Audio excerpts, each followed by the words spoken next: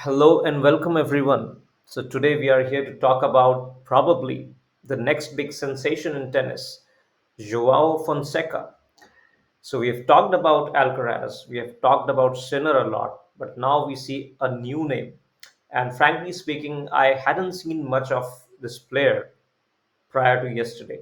I watched some practice matches on YouTube, but not an ATP match. I was not following Next Gen ATP Finals as well, where he won last year. But what an amazing match it was. If you get a chance to watch the highlights, Australian Open, by the way, has also published an extended highlights version of the match between Rublev and Fonseca. So do watch that match. It was an amazing performance by Fonseca. It was his debut, and I think the way he hit his forehands and serve, that was really impressive. Now, when I talk about or when I compare him to some of the other players that have excelled in the past.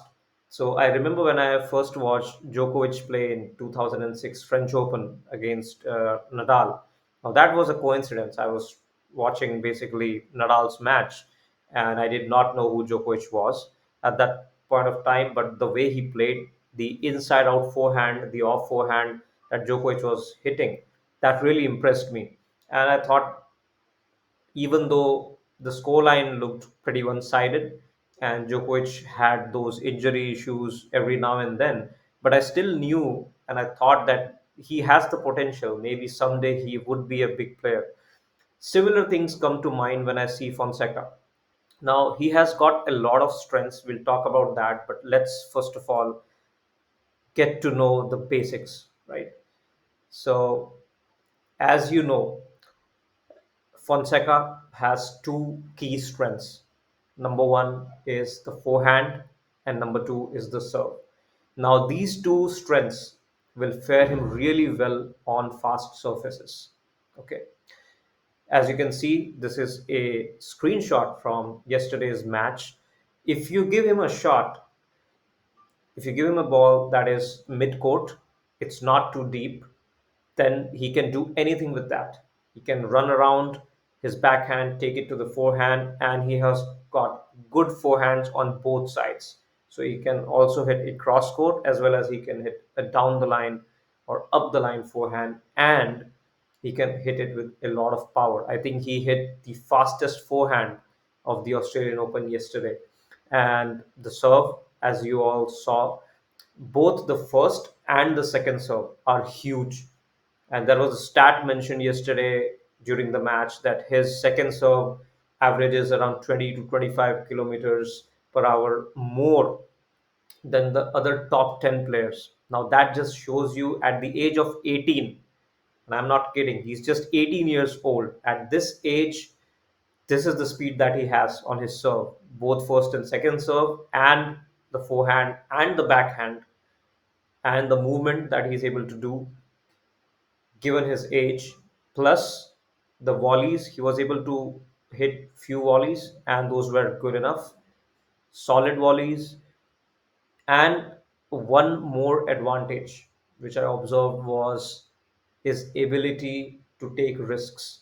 Now, we have seen players like Kyrgios, we have seen players like Karlovic, Opelka, Andy Roddick, and John Isner, and some of the other players who had great serves, right?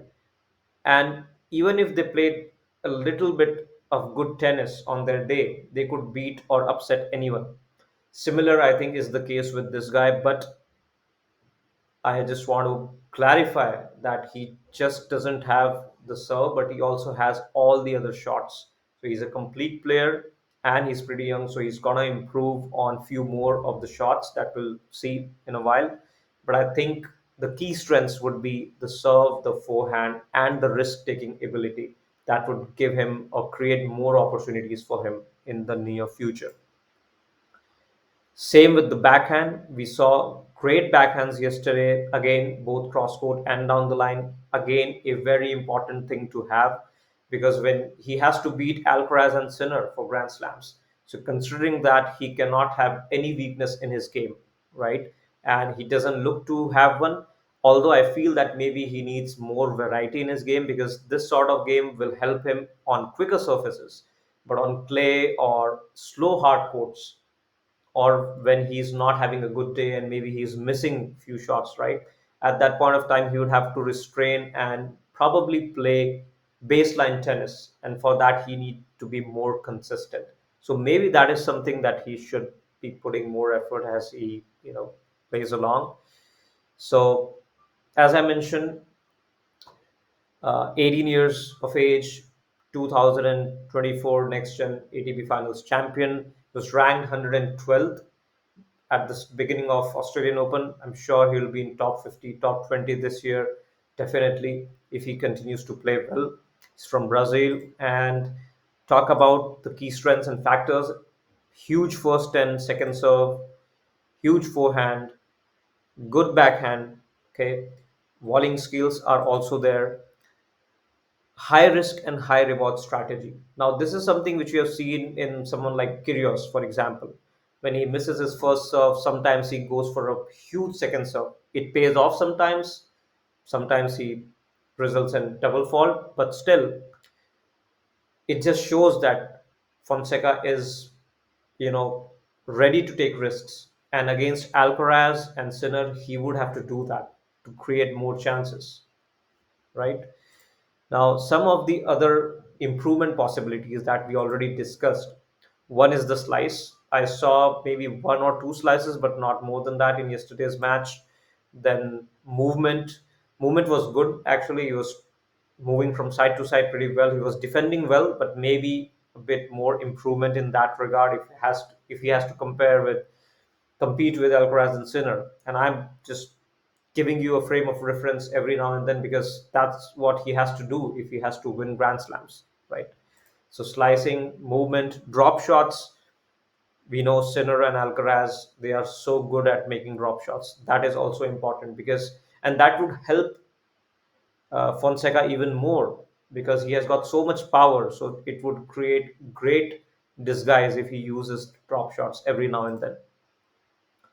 Suitable surfaces, looking at his game, I think grass and hard courts, fast hard courts, indoor hard courts would suit him more, and he would win most of the tournaments. Looking at his game right now, but it's just the beginning, so he will definitely improve. But a very, very good prospect.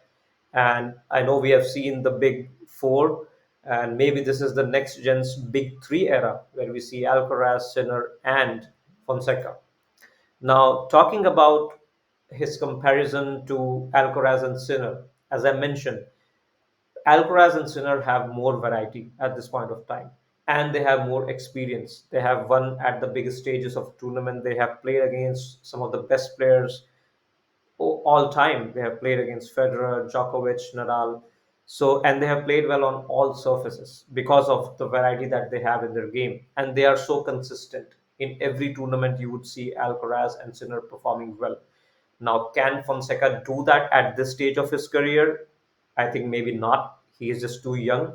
But as time progresses, and if he keeps working, I think he has all the elements that are needed to make a great champion. Now it's just about execution, and obviously it takes a lot of effort. But if he has the desire, I feel that he is right up there in terms of his ability to match up against Alcaraz and Sinner. Let's see what happens. What do you guys feel about this player? Please let me know in the comments. Thanks for watching.